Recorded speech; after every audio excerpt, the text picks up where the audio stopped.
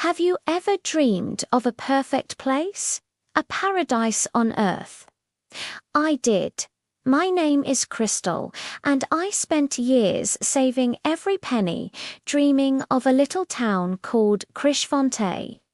The pictures showed sparkling rivers, lush green hills, and charming little cottages. It was supposed to be my utopia, the place where I'd finally find peace. So I packed my bags, booked a one-way ticket, and left everything behind, filled with hope. The moment my plane landed, my heart sank. The reality of Crishfontay was a nightmare. The sparkling river I had dreamed of was choked with garbage, its water a murky, foul-smelling brown. The lush hills were scarred with patches of barren land, and the charming cottages were dilapidated, their paint peeling like sunburnt skin. A thick grey smog hung in the air, making it hard to breathe. This wasn't the paradise I was promised. It was a town drowning in its own neglect. I stood there amidst the litter and decay, my dreams crumbling around me. I could have turned around, booked the next flight out, and tried to forget this place ever existed. But something stopped me. Looking at the faces of the people who called this place home, I saw a flicker of the same disappointment I felt, but it was buried under layers of resignation. They had given up, and in that moment I knew I couldn't. This wasn't just about my broken dream anymore, it was about theirs. The next morning, I bought a pair of sturdy gloves, a stack of trash bags, and a rake. I went down to the riverbank and just started. I pulled out plastic bottles, soggy cardboard, and tangled fishing nets. People stared. Some whispered, others shook their heads. An old man named Arthur hobbled over. He told me, "You're wasting your time, girl. We've tried before. It's no use." But I just smiled and kept working. "It's only a waste of time if I stop," I told him. The first few days were lonely and exhausting. My muscles ached, and my hands were raw. But every cleared patch of ground, every bag of trash I filled, was a small victory. Then something amazing happened. A young girl, maybe 10 years old, came over and silently started helping me pick up litter. Soon after, her mother joined her.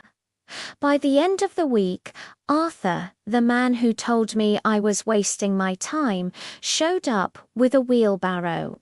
My solitary effort was turning into a community project. We organized cleanup days. We sorted trash for recycling and started a compost pile for organic waste. We weren't just cleaning, we were learning.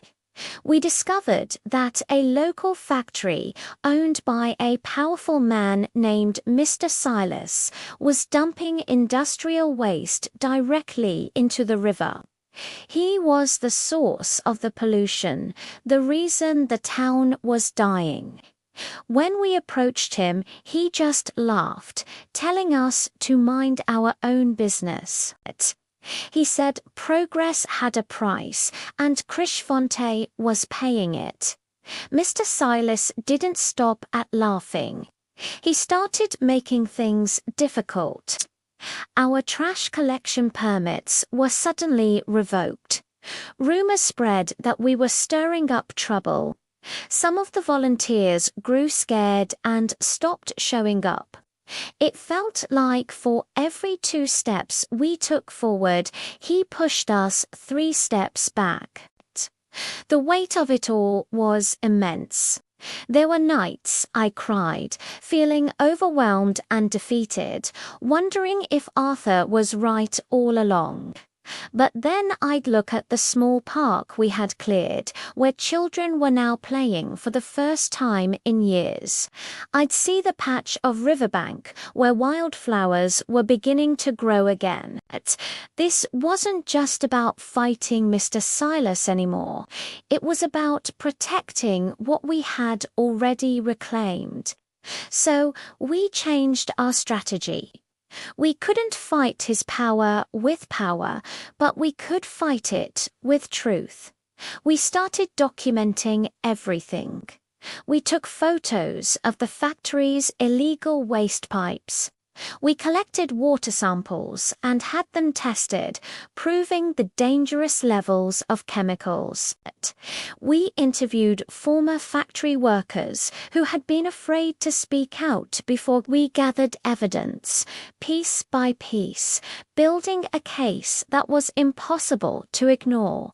We weren't just a cleanup crew anymore. We were investigators and advocates for our home. The community rallied in a way I had never seen. People offered their skills. A retired teacher helped us write letters to environmental agencies. A young tech-savvy student built a website to share our findings with the world. The story of Crishfontay started to spread beyond our town limits. News reporters came, activists offered their support. Mr. Silas couldn't just dismiss us as a small group of troublemakers anymore. The world was watching. The pressure mounted. Government officials who had previously ignored our pleas were forced to launch an official investigation. Mr. Silas's factory was temporarily shut down. It was a huge victory, but the fight wasn't over. He used his wealth and influence to drag the legal process out, hoping we'd run out of money and energy. But he underestimated our resolve. We held fundraisers, bake sales, and community dinners. Every dollar raised was a symbol of our shared commitment. Months turned into a year. The legal battles were draining, but the town itself was transforming. With the main source of pollution stopped, the river started to clear. We planted trees on the barren hills. We repaired and repainted the old cottages, bright colors breathing life back into the streets. Crishfontay was beginning to look like the pictures I had seen, not because it was magically perfect, but because we were pouring our love and hard work into it. Finally, the day came. The court ruled against Mr. Silas. He was fined heavily and ordered to fund a long-term environmental cleanup program. The factory would only be allowed to reopen under strict new regulations. A cheer erupted through the town. We hadn't just cleaned up some trash. We had reclaimed our future. We had stood up to power and won. Looking back, Crishfontay wasn't the paradise I came looking for, but I found something much more valuable. I found a community, a purpose, and a strength I never knew I had. The journey taught me a powerful lesson.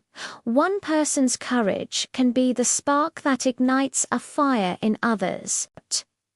Change doesn't start with grand plans or powerful leaders.